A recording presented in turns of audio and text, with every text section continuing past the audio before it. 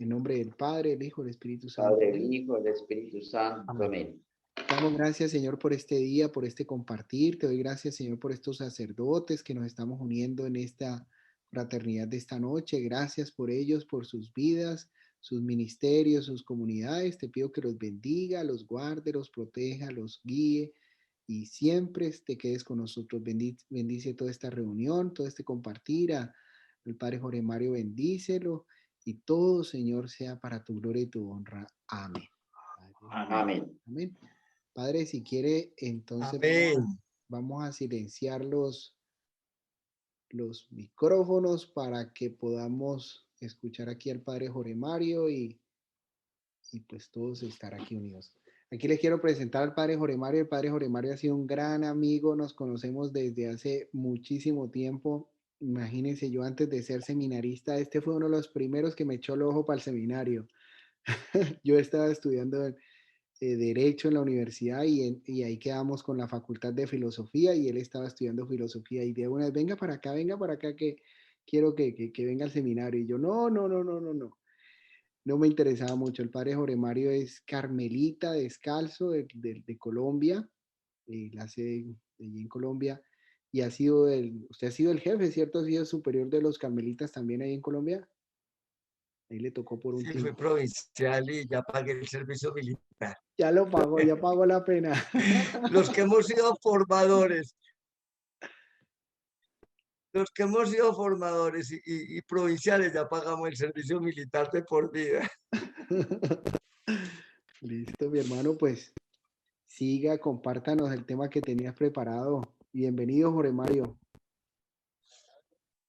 Gracias, qué alegría verlos, qué bonito esto de la fraternidad. A Carlos lo quiero mucho, lo conocí siendo muy niño él, muy joven, yo un poquito mayor, estudiando su carrera de Derecho. Y bueno, después nos volvimos a encontrar y ya sabía que estaba en su camino del Señor. Siempre intuí esa sensibilidad por las cosas de Dios, aunque él peleaba con ellas. A todos los saludo desde la distancia, pero muy cerca del corazón. Bueno, ¿de qué les quiero hablar? Yo puse el tema ir a lo esencial. A ver, todos nosotros, nuestro proyecto de vida es seguir al Maestro, es seguir a Jesús.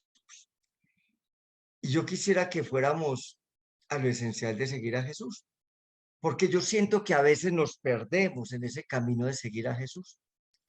Y yo no sé a quién terminamos siguiendo o cómo lo terminamos siguiendo. Y para eso quisiera remontarme a donde nació todo esto. ¿Sí? Conocemos la historia sagrada, hemos estudiado crítica literaria, histórica para acercarnos a la Biblia. En realidad existió ese pueblo esclavo en Egipto. Esa es la gran certeza. De los poquitos hechos históricos constatables de la Biblia del Antiguo Testamento fue la figura de Moisés, que era de origen hebraico, cercano a la familia del faraón, por eso lo ponen a que se lo encuentre la hija del faraón ahí en el Nilo, porque además es el río sagrado, todo eso es carreta y lo sabemos. Lo que quería el pueblo era darle sacralidad a una historia que se empezó a escribir 1300 años después de que sucediera. Pero hubo 4 hechos concretos. El primero, que había un pueblo esclavo, con unos niveles de esclavitud que todavía se preguntan los historiadores, los ingenieros y todo, cómo montaron esas rocas tan perfectamente cortadas una sobre otra para configurar esas pirámides. Eso no fueron los extraterrestres, fue la esclavitud humana a nivel tan alto que por conservar la vida hacían esfuerzos que sobrepasaban su propia dignidad y fuerza humana. Y que ese hombre de origen hebraico, pero cercano al faraón capataz, vio un día que lastimaban un grupito de su pueblo y se enfrentó y por eso tuvo que huir al lugar de la muerte, que era el desierto. Era un pequeño grupo, históricamente se sabe que era entre 15, 12, 15 personas, 20 personas como máximo. Y que no estuvieron 40 años en el desierto, ni que pasaron por el Mar Rojo, porque si hubieran pasado por el Mar Rojo todavía estarían dando vueltas, eso muy lejos. Pero era el mar sagrado. Pasaron por el mar de Suf, que era un mar que bajaba la marea, por eso en medio de una arena tan mojada se atrancan los carros del faraón, pero todo eso es anecdótico, lo importante es que ellos no eran todavía pueblo, ellos se configuran como pueblo en un oasis que se llama Cádiz Barnea, donde viven alrededor de 38 años. Nacen alrededor de 2 generaciones, pero además de esas 2 generaciones empiezan a llegar pequeños grupitos nómadas para convertirse semisedentarios, es decir, las mujeres y los niños se mantienen en el oasis y los varones se turnan para ir a buscar pastizales para sus ovejas. Es allí, en ese oasis, donde ellos empiezan a configurarse como pueblo, como pueblo. Y es ahí donde aparece la fe en Yahvé, el impronunciable. Ellos empiezan a hacerse una pregunta. Alguien nos tuvo que dar la mano. ¿Por qué tuvimos agua en el desierto? ¿Por qué mientras veníamos de camino hubo ese pan del desierto que es el maná, que es un fruto de un árbol? ¿Por qué cuando más cansados de ese fruto nos llega una carne que eran unas tórtolas migratorias? Ellos empezaron a ver en todo eso lindo que les sucedía el actuar de un Dios que los llevó al menos a un lugar donde estaban seguros y donde eran libres. Y entonces nace la figura de Yahvé. Y Yahvé nace con 3 características. La primera, un Dios que nos liberó. ¿Sí? Un Dios que libera al hombre de todas sus esclavitudes. Esa es el primer rostro de nuestro Dios, es un Dios que libera a sus criaturas. Segundo, ¿pero por qué nos liberó? ¿Por qué nos liberó este Dios? Esto no es una conclusión de un retiro de fin de semana, pues no, esto es una reflexión de un pueblo durante muchos años. ¿Sabe por qué nos liberó? Porque nos ama. Qué lindo, un Dios que libera y ama. Pero ¿por qué nos ama? Porque este Dios nos ama. ¿Y saben qué concluye? Porque somos sus criaturas. Y por eso nacen esos par de relatos del Génesis que fueron transmitidos de tradición oral de un Dios que crea al hombre como el centro, porque si algo tienen los relatos de la creación es que el hombre es creado como el centro de la creación y libre. El hombre es el que elige entre el bien y el mal. No es Dios quien le impone el mal. O sea que de una vez eso del pecado original vamos a tener que reevaluar. Porque si nuestro pecado es original y Dios es nuestro origen, entonces nuestro Dios participa del pecado. Ontológicamente no podríamos ser Dios. Él no podría ser Dios. Dios no sería Dios si nosotros nacemos con pecado original. Eso era el judaísmo que ponía el pecado heredado hasta la 7ª generación. No, nacemos es libres y ese es el verdadero amor de Dios. Las únicas criaturas completamente libres somos nosotros. Nosotros podemos ser más y mejores, humanos o inhumanos. Un gato no puede renunciar a su gateidad. Ni un perro puede ser más perro mañana. Es que mañana va a ladrar mejor. No, un perro es perro. Así usted le ponga zapatos, lo monte en un coche y le hable como si fuera un bebé, es un perro. Y no será más perro ni menos perro. En cambio, el ser humano puede ser humano o inhumano, porque Dios nos creó libres. Qué tan hermoso un Dios. Mire el origen de nuestra experiencia de fe. Un Dios que crea al hombre como el centro de la creación y que lo ama tanto que lo libera de sus esclavitudes. Por Dios. Por eso nace la figura de Yahvé. Pero ustedes saben que desde la antigüedad los dioses eran de un pueblo y esos dioses se podían aburrir con el pueblo, entonces había que hacer una alianza con ese dios. ¿Cuál fue la alianza? Nosotros queremos ser tu pueblo y que tú seas siempre nuestro Dios. ¿Y dónde nace la alianza? Nace con los 10 mandamientos, el decálogo. Por Dios, ustedes todavía se creen, yo no creo, padres, que ustedes todavía se crean. Se crean esa figura de las películas del pobre viejo Barbuchis por allá montado en una montaña, trepado, y Dios le da un par de rocas y se las dicta. No, no, no, no. Eran culturas tribales. Y las culturas tribales ya tenían muchos decálogos, todas tenían su decálogo. Ellos identificaron en ese decálogo, tan hermoso eso, si vivimos así, conservamos la alianza con Dios.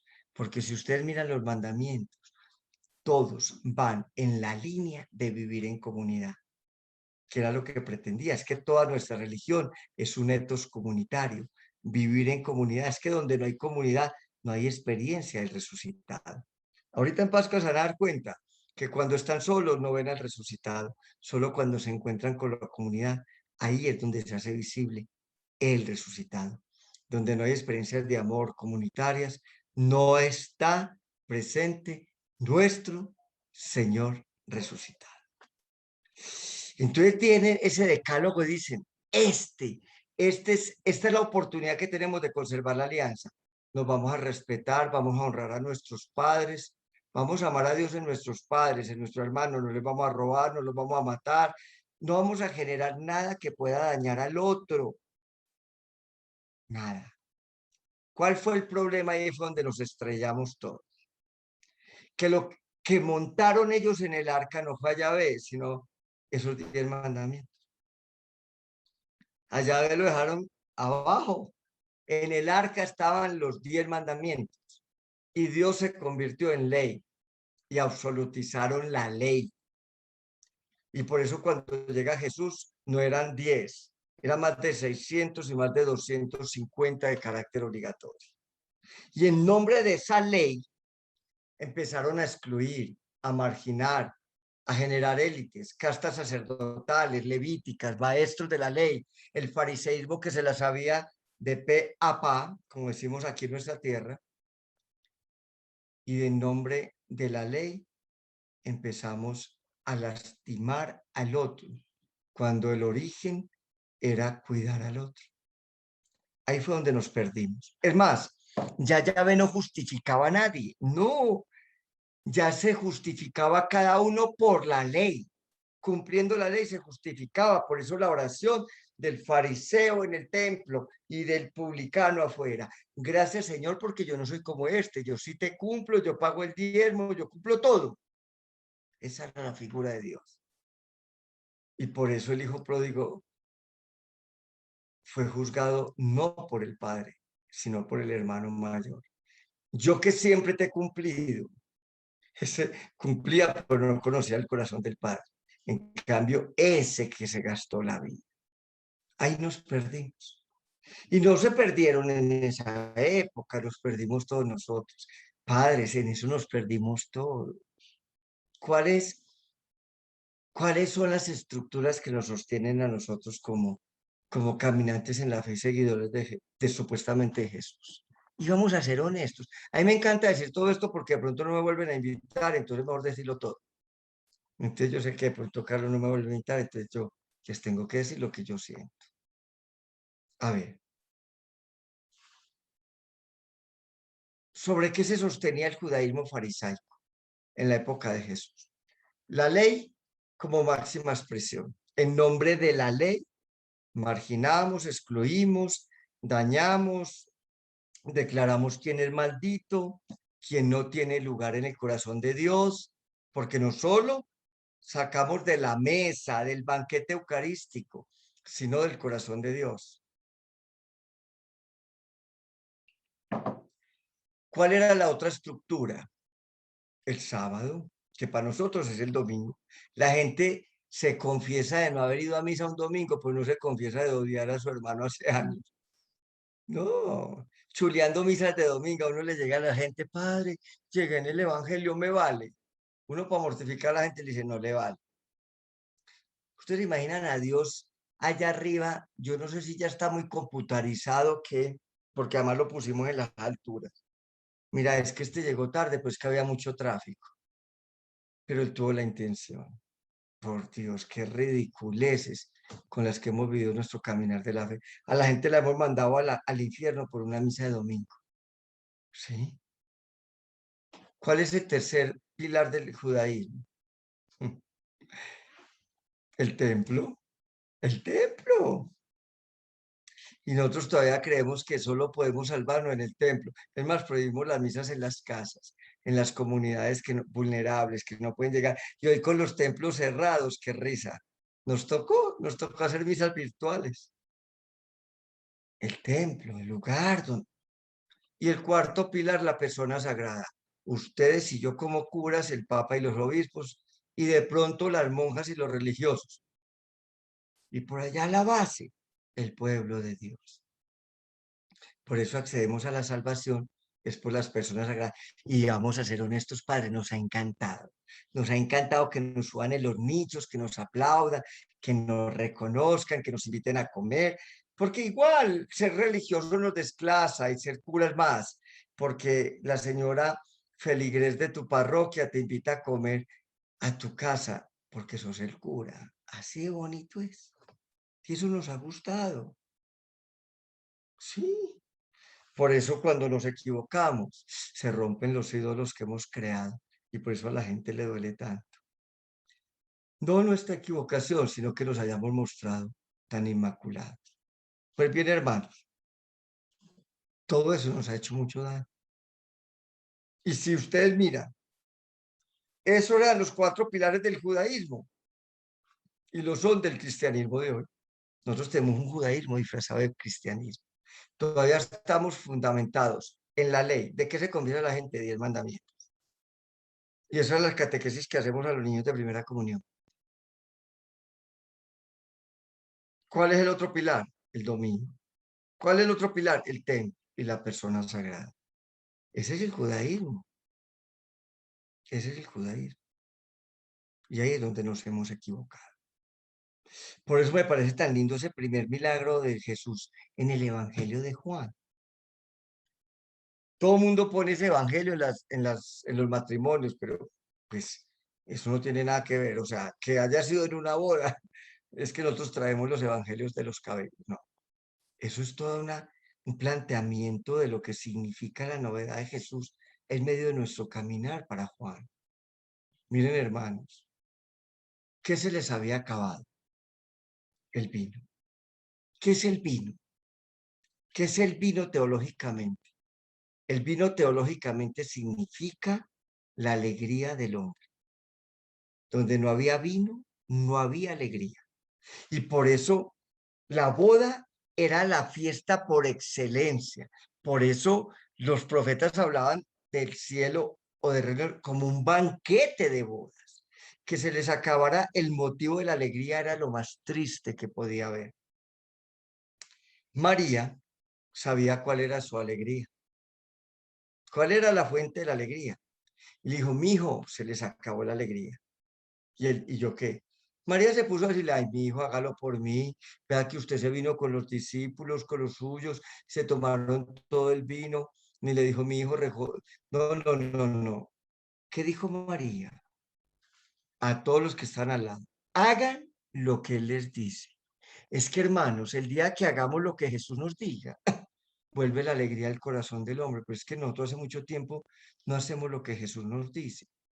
Nosotros hacemos lo que las estructuras nos dicen, esas estructuras totalizantes, la ley, la norma, los modelos eclesiales nos dicen muy piramidales, pero hace mucho rato se nos olvidó hacer lo que Jesús nos dice. Por eso la figura es tan linda. Hermanos, ¿qué fue lo que convirtió Jesús en vino? Que era el motivo de la alegría. El agua que estaba en esas tinajas que representaban la ley, las obluciones, los ritos de purificación, lo que los tenía asfixiados, lo que les había quitado la alegría, lo que había dicho que eran unos malditos, lo que los había excluido. Esa ley, esa norma asfixiante, ese día sábado, ese templo, fue lo que Jesús transformó en un nuevo vino, porque el nuevo vino es Él. Por eso Bach interpretó Jesús, alegría de los hombres. Pues saben una cosa, hermanos, que ese vino nuevo necesita odres nuevos. Y nosotros hemos tenido un problema, que hemos tratado de meter ese vino nuevo en odres viejos.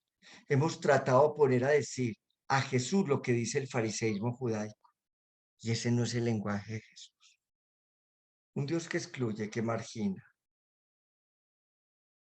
que saca de su mesa. Es que a cuántos hemos devuelto sin la comunión, se los digo. Porque he ido a muchas diócesis en Estados Unidos, y Carlos lo sabe, y a muchos lugares. Y no me han crucificado porque como Jesús me les he podido volar a tiempo. simplemente porque no voy con la soberbia, y yo en eso soy humilde y Carlos sabe, sino con el Evangelio. Teológicamente hay cosas que nosotros estamos diciendo que no tienen ningún sentido.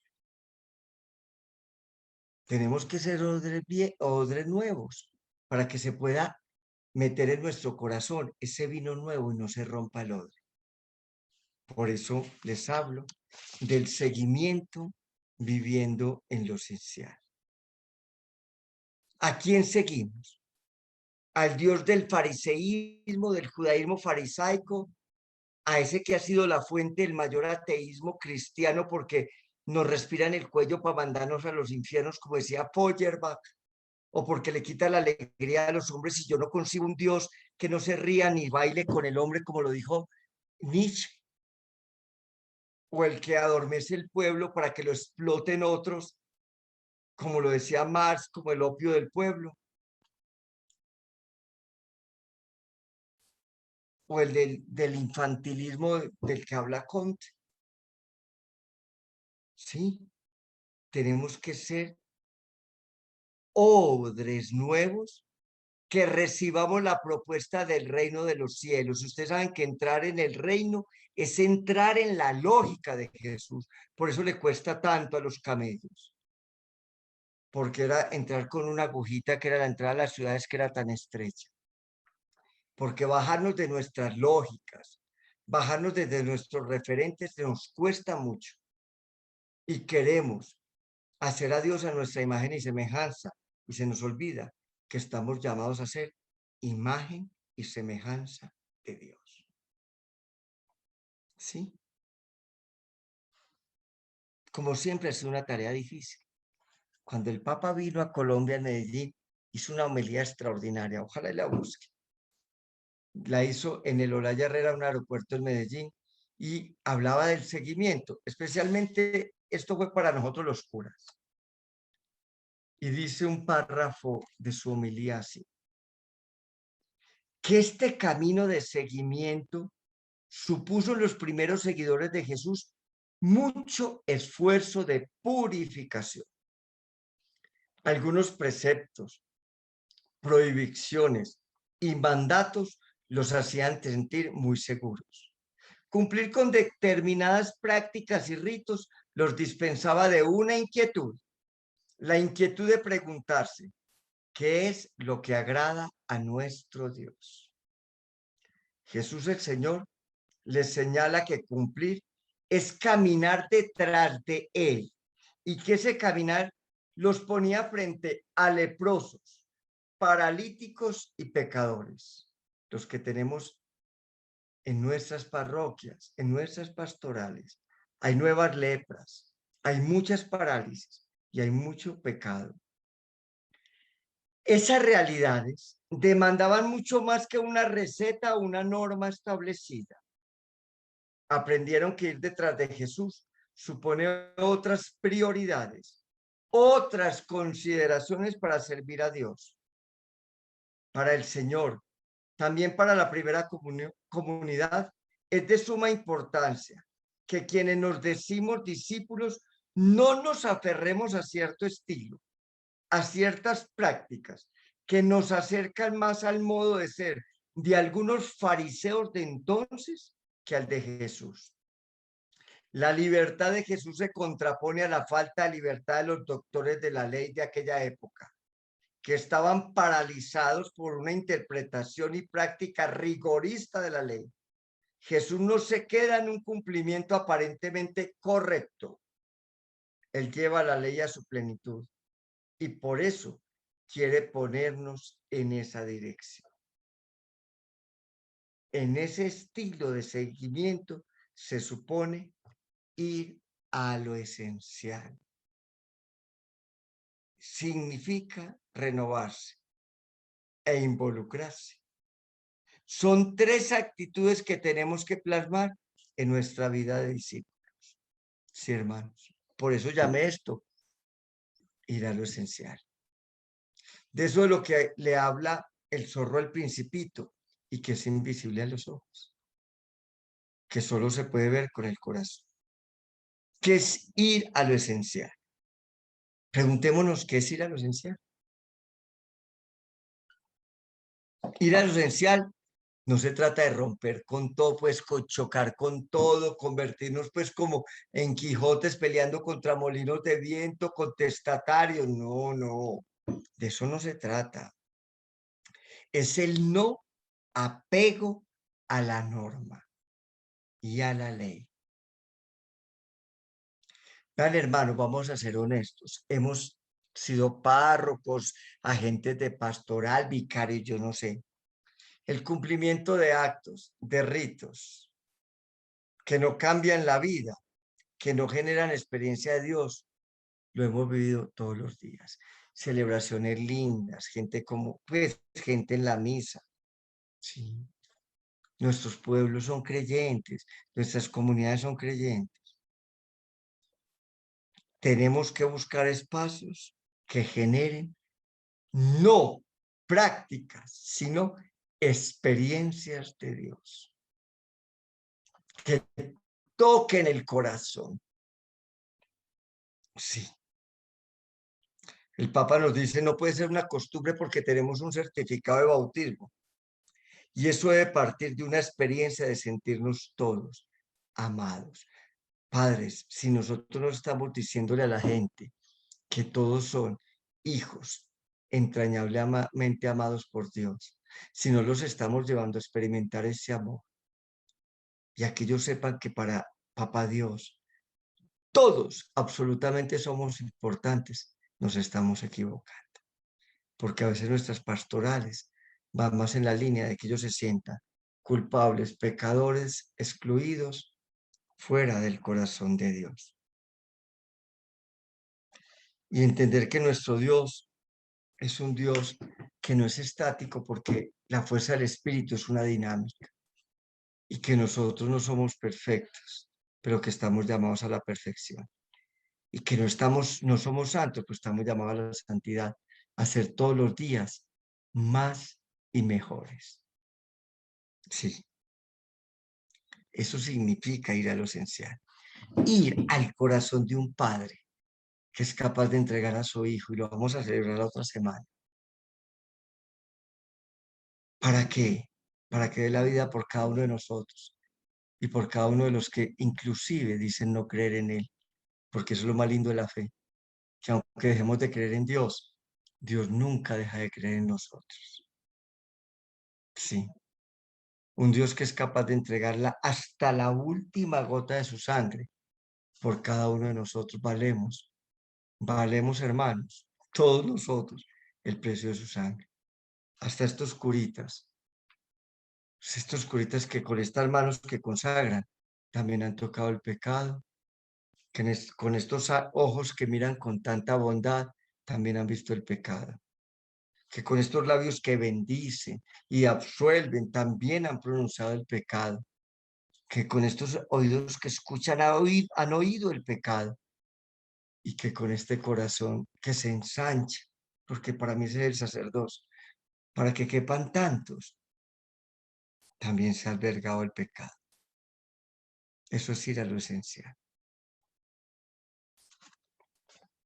Pero además de ir a lo esencial, renovarnos, nos tenemos que renovar en Cristo. Por eso es tan lindo el costado de agua, del costado de Jesús brota sangre y agua, porque en Cristo todos los días hay un bautismo. Es que vivir el bautismo es que todos los días podemos ser más y mejores. Nos vamos a resignar a vivir con el pecado, con la infidelidad y con las bodas que vivimos. No, todos los días podemos ser un poquito mejores. Claro, no somos, este no es un camino de perfectos, pero sí de perfección. ¿Y sabe cómo nos decía el Papa? Como Jesús zarandeaba a los doctores de la ley para que salieran de su rigidez, tenemos que dejarnos zarandear por él. Sí, hermanos, nos tenemos que dejar sacudir de este Dios, que es espíritu. Salgámonos de nuestras zonas de confort. Qué rico que el Papa quiere una iglesia hacia afuera, hacia afuera. ¿Qué le hace? Él dice, la prefiero lastimada que cuidando estructuras, edificios y normas.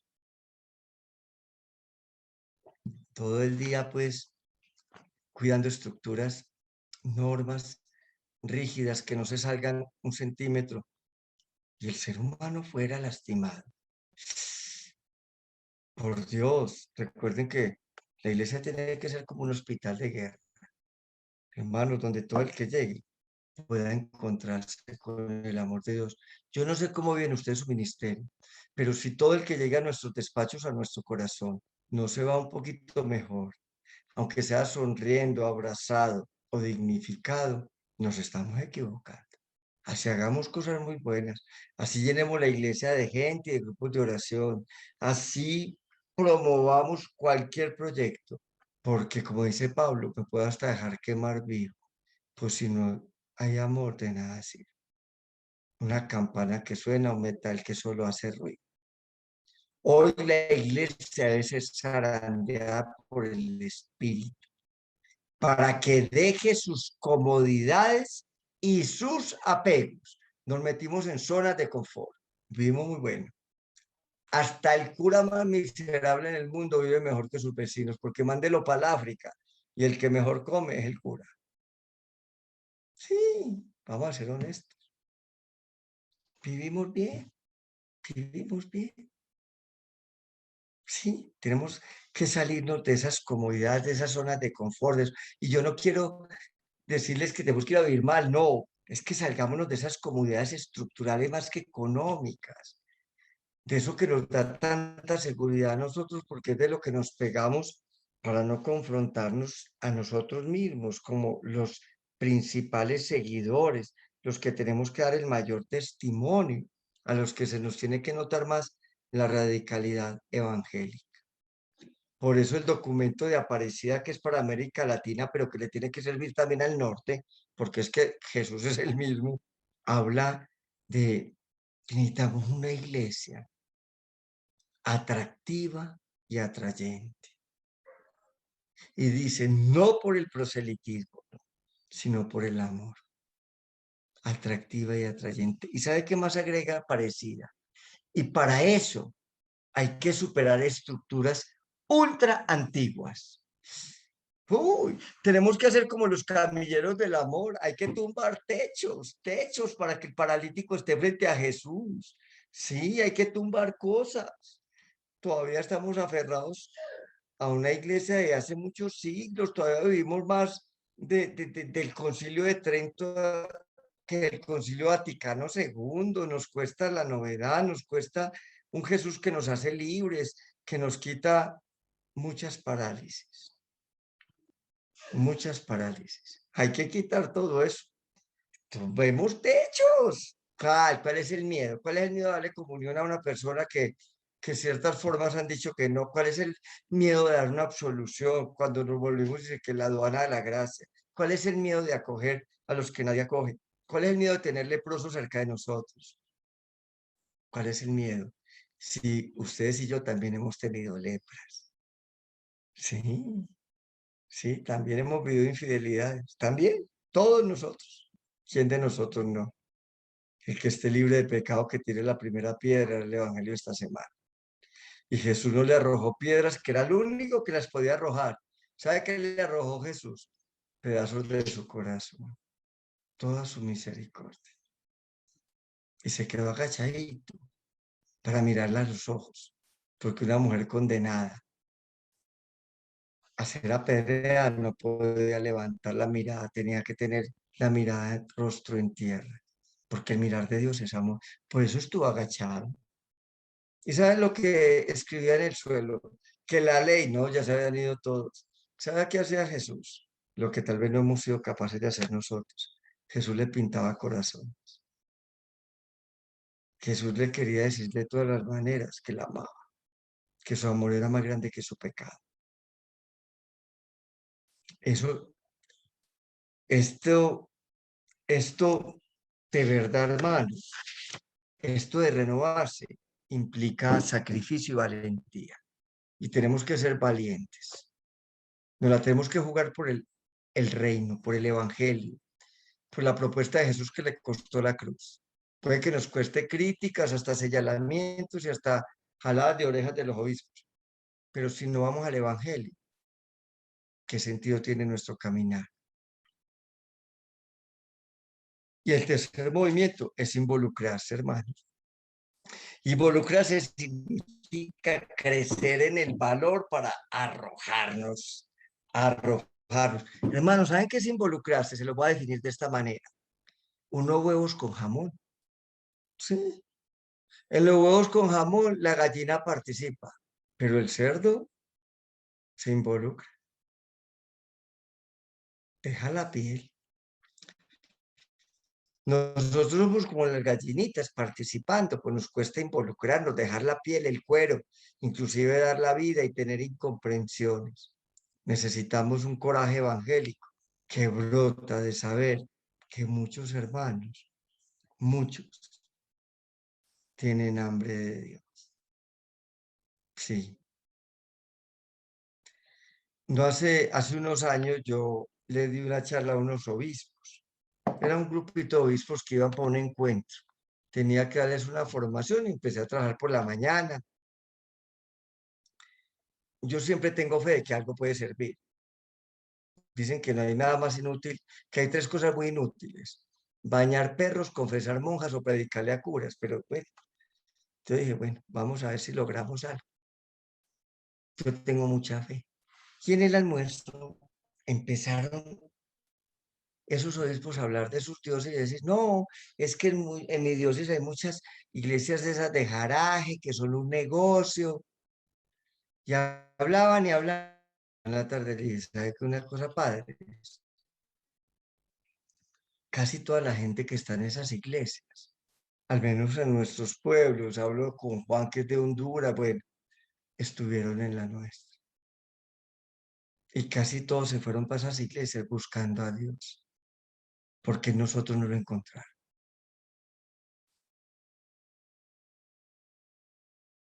Los hemos despojado del hambre de Dios. En lugar de alimentarlos de Dios, los hemos juzgado, los hemos señalado y los hemos mandado como el fariseísmo judaico al Sheol, al lugar de los muertos. Les hemos dicho malditos.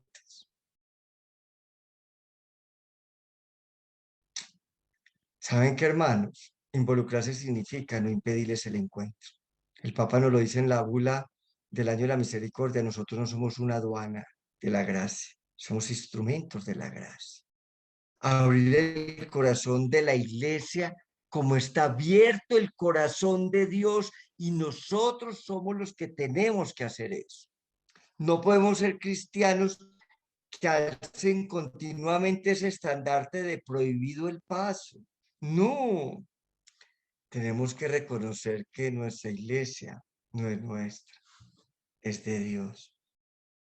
Tenemos que comprometernos a ser la iglesia que da de comer, no la que quita el hambre de Dios. Sí, mantenernos libres y firmes en Cristo. Hermanos, yo los invito a eso, a que seguir a Jesús sea eso. Mantenernos libres y firmes en Cristo. Ser profetas de nuestro tiempo. Al Papa Francisco le preguntó un joven en un almuerzo de los que tuvo, que tiene con joven: Papa Francisco, tengo un amigo que no cree, que es ateo. ¿Qué le digo? Y el Papa Francisco le dijo, no le digas nada, que tu vida lo interpele. Hermanos, que nuestra vida los interpele. No nos volvamos cuenteros de Dios que hablamos de Dios. No. Volvámonos a experiencia de Dios, abrazando, acogiendo, amando como Dios amó, inclusive a los que nadie amaba. Que la mejor palabra de Dios que podamos pronunciar sea nuestra propia vida. Ir a lo esencial es ir al corazón de Dios para sacar de ese corazón todo el amor posible y entregarlo en cada mirada, en cada palabra, en cada sentimiento, en cada abrazo que podamos entregarle a esos hermanitos que Dios nos coloca en nuestro caminar. No se les olvide que una estola que nos ponemos representan las ovejitas que Dios nos regaló para que llevemos a su corazón. Quiero que cerremos un momento nuestros ojos, los que estamos ahí, y le entreguemos a Dios este momento. que le agradezcamos el llamado que nos regala, sin ser dignos, pequeñitos como todos o los más pequeños, pero como Él quiere que el más grande entre todos sea el servidor de los demás, por eso escogió a los de más pequeña estatura, sí, a los más bajitos, que somos nosotros, también frágiles y pecadores, pero que nos regale un corazón como el suyo, que nos regale la gracia de tener un corazón capaz de amar como Él nos ama. Amén. Ahí dejé 4 minuticos, Carlos, por si hay alguna pregunta, algún comentario o algún regaño para mí. Alguna piedra. Algún padre que quiera hacer alguna aporte, alguna pregunta, padres, prendan su micrófono y aquí aprovechemos al padre Jorge Mario.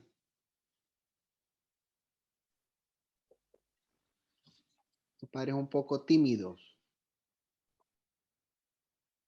¿Tímidos o temidos? Un poco tímidos. Padre Alfonso, Josué García, ya lo había, Padre Ángel, ya lo habíamos saludado.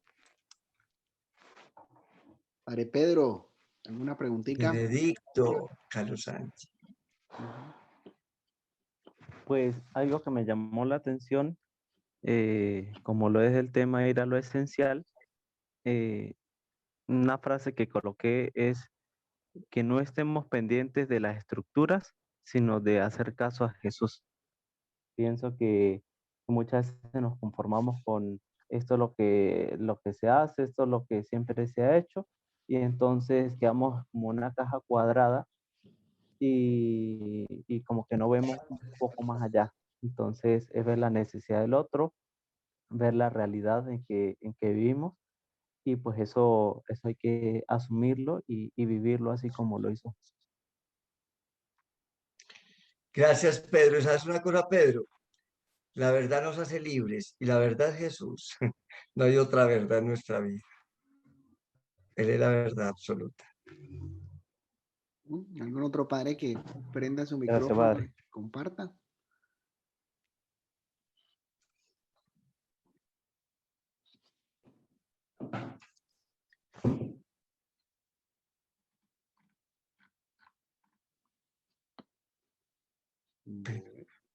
O se quedaron aburridos o regañados, pero bueno, ¿Qué? yo quiero por lo menos decirles que qué alegría esta fraternidad, que me encanta esta iniciativa, que hoy más que nunca, hermanos, de muchos lugares, de muchos carismas, tenemos que jalar hacia el mismo lado.